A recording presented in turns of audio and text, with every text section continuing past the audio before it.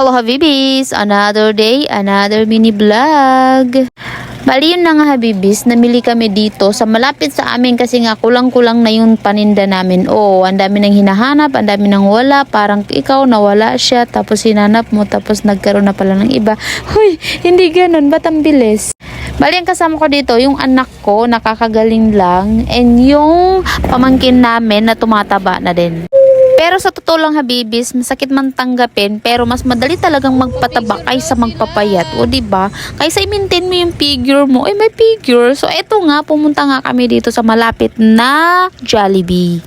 Oo, para kumain. Oo, sila, i-treat ko sila. Kasi ako naman kasi yung taong na hindi naman masyadong mahilig kumain sa labas. Oo, mas gusto ko yung lutong nanay, lutong tatay, ganun. Pero wala nasa probinsya yung nanay ko, kaya hindi ako makakain ng linuto niya. Huy.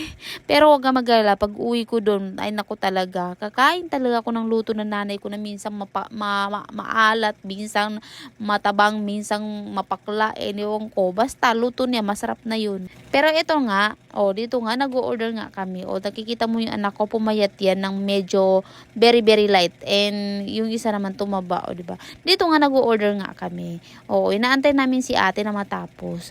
Di ba yung itsura ng anak ko dyan? Hindi umatan siya. Di ba? Hindi ko alam kung nagugutom o gustong maihi o gustong matae. Hindi ko nga alam yung nga, kasi nga, nagkasakit siya ng almost 1 week. Di siya nakakain ng maayos. Dyan, nag-order na si Bay. Namimili na siya. Diba? Di natin alam kung anong gusto niyang piliin. Kasi itong bata na to, hindi ko alam. Basta, pag gusto niya kainin, hindi na tinatanong kung may pork o wala Basta gusto niya kinakain niya, ganun. Since nga dito hindi siya matapos-tapos, kaya ako na lang ang pumalit. Sobrang tagal ko na din kaya hindi kumakain sa mga Jollibee or McDo. Kaya yan, medyo nakalimutan ko na rin paano mag-order.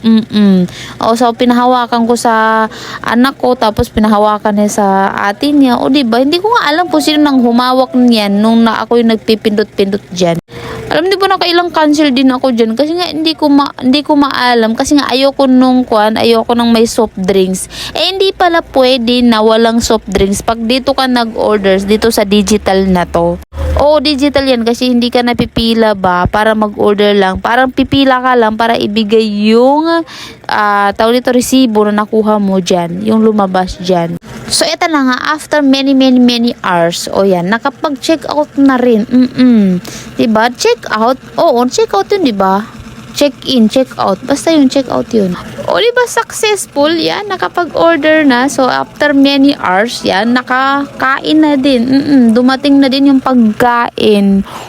Yan na. And ako kasi, ang paborito ko lang talaga sa mga ganitong fast food is yung French fries nila. Lalo pag yung mainit na mainit pa. Diba yung anak ko dyan, tuwan-tuwa. Pati yung ate, thank you very much daw. Diba, yan lang naman yung kasiyahan ng isang ina na makita yung anak na natutuwa at masaya. Lalo pag malusog. Diba? So, hanggang dito na lang. Bye-bye!